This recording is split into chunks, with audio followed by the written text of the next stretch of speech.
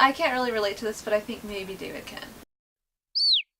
Sometimes I feel like my entire life is a struggle between wanting to do big things and wanting to live in solitude in the woods. For a little bit, but it's not as fun as being with people. Oh. So why do you randomly, on the way home from places, be like, oh, I wish we were living with that farm, or like, oh, I'd live there in that place in the woods. That's in the solitude away from people. It's pretty. I think deep inside of me, I have a little bit of a farmer. 90% of can't do it is really don't want to, or I'm afraid. It's a cop-out. Hashtag cop-out.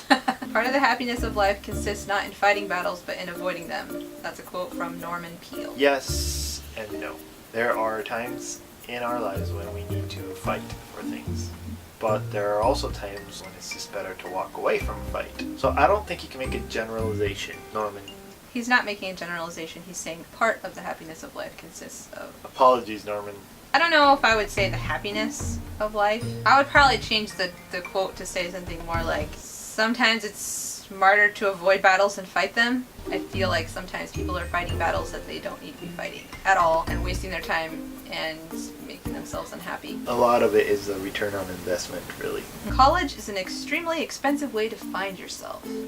It's becoming more and more popular, I think for a good reason, for kids to take a gap year and kind of explore in between high school and college.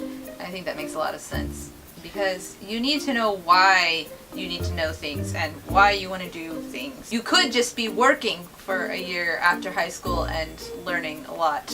Well, think about it. Why don't you just work and save up a little bit of money, figure out what you want to do, intern in a couple places or something like that? Why do our eyebrows stop growing? Like, why don't we have really long eyebrow hair? I don't know why, but I guess it's the same reason why we don't have really long leg hair. Some people have longer than others, obviously. Like you.